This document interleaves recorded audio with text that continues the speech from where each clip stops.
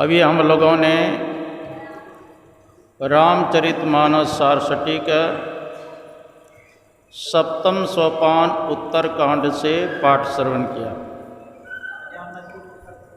जो माया सब जगहि न चावा, जा सुचरित्र लखिकाहु न पावा, सो प्रभु विलास खगराजा, नाच नटिव इव सहित सम। जो माया संपूर्ण संसार को नचाती है, वह माया परमात्मा के इशारे मात्र से नटी के समान वह नाचती है।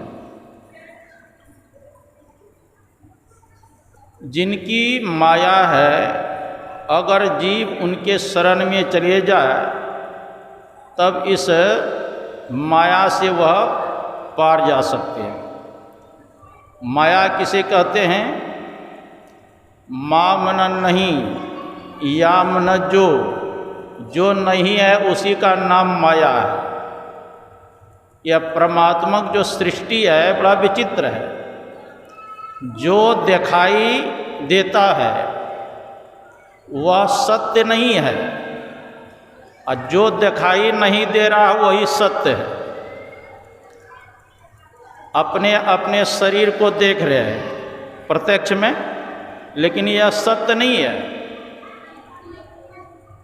आप ये हॉल को देख रहे हैं, यह भी सत्य नहीं है।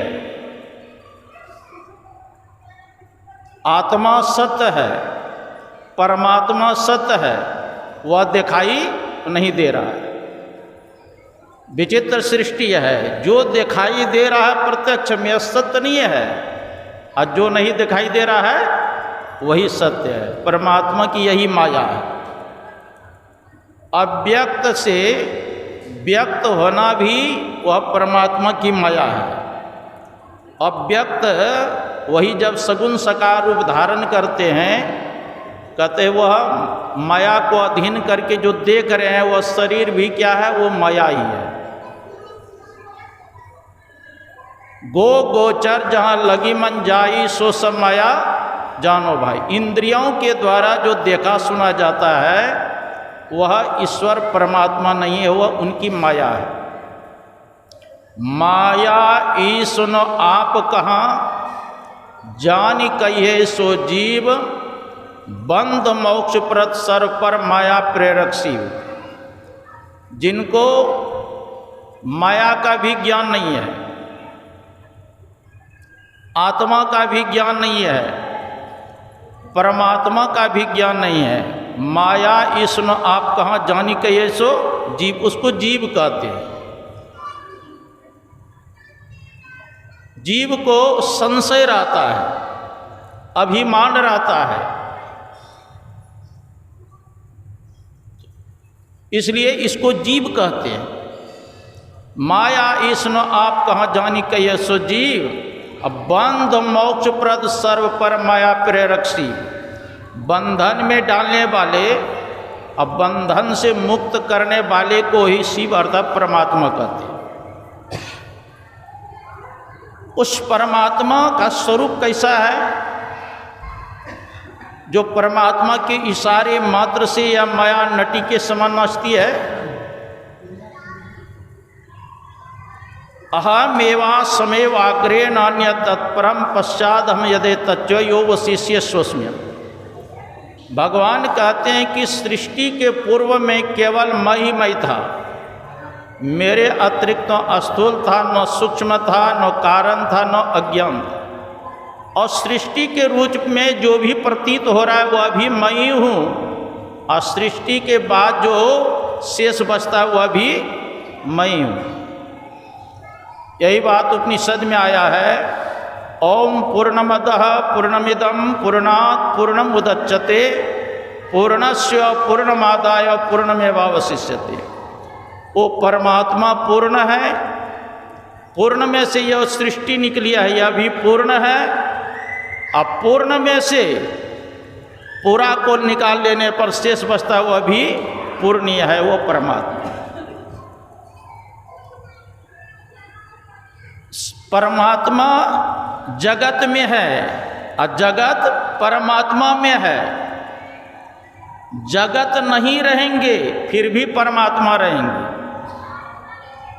जगत नहीं रहेंगे फिर भी परमात्मा रहेंगे, क्योंकि वो परमात्मा पहले भी था, बीच में भी है और अंत में भी परमात्मा ही है। यह जगत पहले भी नहीं था, बाद में भी नहीं रहेंगे, और ये जो बीच में दिखाई दे रहा है या परमात्मा के ही कारण से यह जगत दिखाई दे रहा है। यद्यपि यह जगत का सत्ता नहीं है। जैसे आप लोग सोना को देखे हैं ना, सोना के आप हार बना लेते हैं, तो कान के लिए कलरफुल बना लेते हैं और सब बना लेते हैं, उसमें आकार प्रकार जो दिखाई दे रहा है सोना में, तो क्या आकार प्रकार जो दिखाई दे रहा है, गढ़न जो दिखाई दे, वो सत्य है क्या? जैसे कोई जेवर बनाते हैं और सोनार को कहते हैं यह ठीक नहीं है जेवर, आज के आधुनिक ढंग से बनाइए, तो उसको क्या करता है सोनार ने, फिर गला करके साँचा में डाल करके दूसरे प्रकार का बना देता है। तो जो पहले का आकार प्रकार था वो तो समाप्त हो गया ना, क्योंकि वो सत्य नहीं है। लेकिन सोना पहले भी था और बाद में भी रही।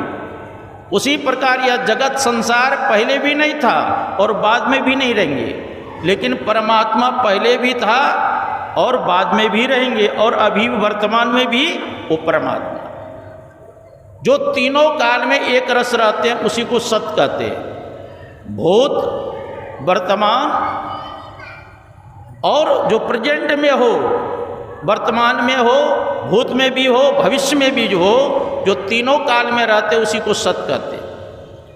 इसी को भागवत में बताया गया, सच्चिदानंद रूपाय विश्वोत्पत्ति आदि हेतवे तापत्रय विनाशाय श्री कृष्णाय वयम नमः।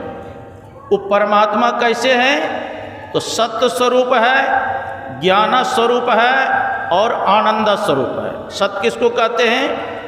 सत्य सोई जो विनशय नहीं, जिनका तीनों काल में विनाश नहीं होता है, उसी को सत्य कहते हैं। इसी को भगवान कृष्ण गीता में कहते हैं, ना सतो विद्यते भावो ना भावो विद्यते सतः उभौरपि दृष्टोन तत्त्वन्योस्तत्वदर्शिनी। असत वस्तु की तो कोई सत्ता नहीं है, असत का कभी अभाव नहीं होता है, ऐसा तत्वज्ञानी महापुरुषों द्वारा देखा गया। तो परमात्मा सत्य स्वरूप है, परमात्मा ज्ञान स्वरूप है। जो हम लोगों के अंदर जो ज्ञान है वो कहाँ से आ रहा है?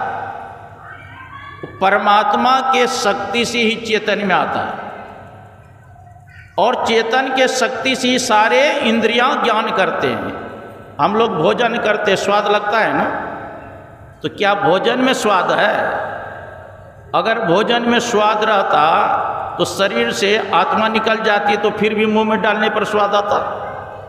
भोजन में स्वाद नहीं है, जीभ में स्वाद नहीं, आपके शक्ति से ही स्वाद मालूम पड़ता है, आपके शक्ति से ही आनंद मालूम पड़ता है। और आनंद के और ज्ञान के भंडार कौन है? वह परमपिता परमात्मा। तो कहते हैं परमात्मा सत्य स्वरूप है, ज्ञान स्वरूप है, आनंद स्वरूप है। वही परमात्मा विश्व को उत्पन्न करने वाले हैं, विश्व का पालन करने वाले हैं और विश्व का संहार करने वाले हैं।